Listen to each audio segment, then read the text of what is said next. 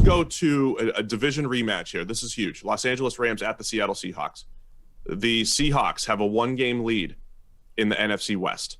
The Rams are coming off of the loss.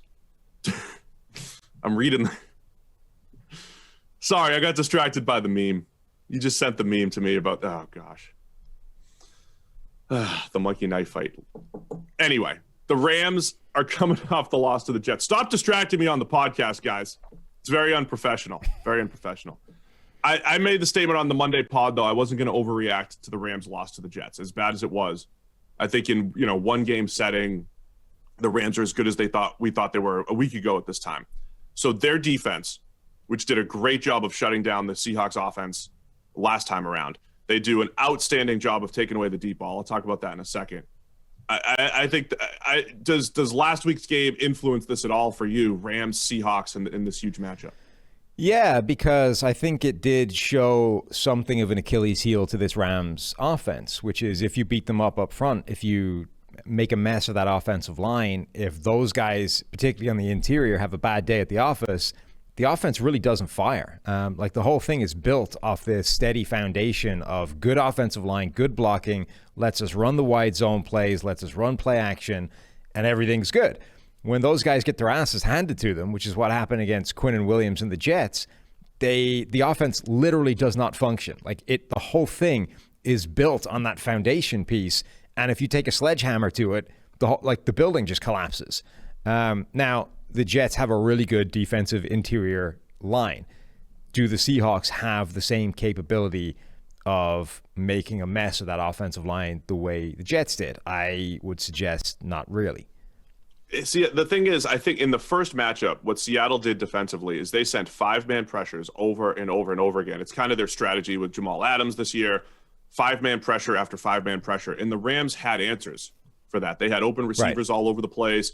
Seattle was just not equipped to handle just the receiver distribution that the Rams were throwing at. The Rams had answers. They have answers to that. They don't have answers for the guys up front just losing one-on-one battles. But I don't think Seattle has they don't have the dudes. Right, that's what I'm saying. They don't have the horses to do anything about that. Yep. So I expect the Rams offense to have success. To me, the big question is on the other side here. The Rams, I don't want to understate their defense this year and how incredible they've been. A 22 passer rating on 20-plus yard passes allowed. By far, that's 20 points better than any other team in the league. They've only allowed 8 deep completions the entire season.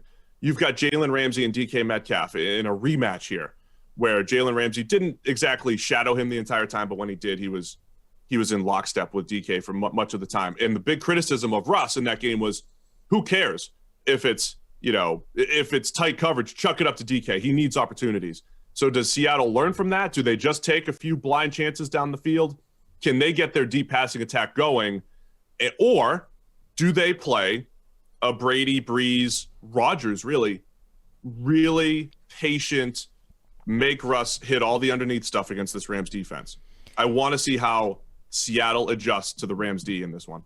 Yeah, and the Rams defense with their sort of split safeties, 2 high safeties that don't necessarily play deep halves or deep from the line of scrimmage is an interesting and often confusing look for opposing quarterbacks. So it's not something that you can just expect Russell Wilson to drop back, immediately diagnose, and find the open spot. He's going to have to figure out where the ball needs to go and do it, whilst probably under some pressure because Aaron Donald is there. So yeah, it's not a great matchup for the Seahawks offense, but equally I don't love it from the other point of view either. So we might see a lot of points. So Rams, it's in Seattle this time around. That could change things a little bit. Seattle has the 1-game lead. If the Rams win, they'll be tied atop the West with the Rams with the tiebreaker. So it'll be completely in the Rams. They would be controlling their own destiny. They do control their own destiny. They need to win, right? The Rams, and they'll be fine. As far as winning the NFC West, Seattle also controls their own destiny here, obviously, if they win. So it's a huge game. It feels like it should be week 17 instead of 16. Maybe we could flip it, finish the season with this thing. But I can't wait to see. They only scored 13 points, the Seahawks. And they're in the middle. they're in the middle of a bit of a slump offensively. The second half versus the first half of the season, things have looked completely different outside of 40 points that they scored against the Jets. So I can't wait to see this rematch with everything that the Rams are throwing at them defensively, schematically, Aaron Donald, as you mentioned, and what Seattle likes to do with the downfield passing attack. So it should be a really good one. And what are your thoughts as far as we got Seattle by 1.5?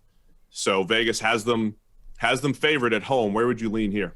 I like the Rams. I actually think this is a bad matchup for the Seahawks. I think that they don't have what's required to really cause that Rams offense problems the way the Jets did. And I don't like the way that the Rams defense matches up with Seattle's offense. I think they're going to have some issues. Russell Wilson might, make some turnover-worthy plays, cause some issues, give them a couple of drives back. So I kind of like the Rams to win outright. I'm really torn on this one because I agree there's a lot on paper that leans Rams, their strengths against Seattle's strengths. I think lean in the Rams' favor here. But I like Seattle to bounce back. I think there's this element of my same analysis from the Titans and the Colts, two teams that are just so close and evenly matched. It feels like a sweep the other.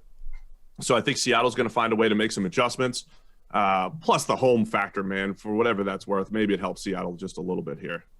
I like the Seahawks to cover the 1.5 and win this game and to take the NFC West, man. I think overall the Seahawks are a better team.